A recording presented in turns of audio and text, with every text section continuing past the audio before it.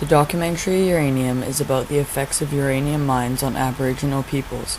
It focused mainly on the effects to the Serpent River Aboriginal peoples. There are many uranium mines all over Canada. The one that has affected the Serpent River Ojibwe peoples is the Elliott Lake mine. The sand-like tailings contain over a dozen radioactive byproducts and are far more radioactive than the uranium itself. These tailings are carelessly dumped and eventually get into the Serpent River Ojibwe people's food and water source.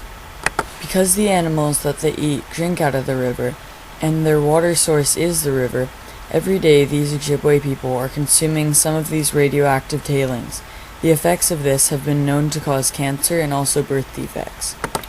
When a sulfur plant located beside an Indian reserve was shut down, it took 6 years for the Aboriginals to get the Department of Indian Affairs to take it down. The Canadian Army decided to take it down by blowing it up, leaving 100 acres of rubble laced with toxic chemicals.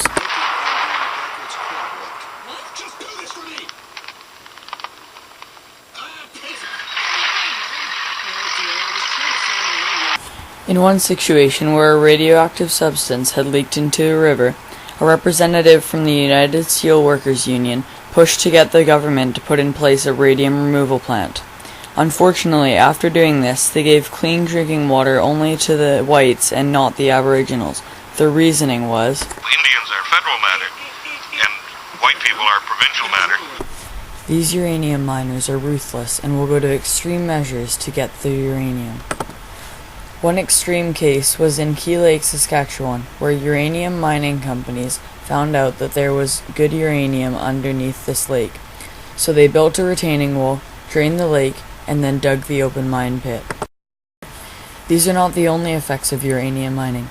Like what is happening in Serpent River, in the southern United States there is a town near a uranium mine that is devastated with health problems. This native man now has lung cancer after working on the mine. And this little boy has birth defects after his family had been living beside this uranium mine for many years. All of these Aboriginals have been greatly affected by uranium mining, and even though most of the mining has stopped, the areas have still been left radioactive and continue to hurt these natives and their children.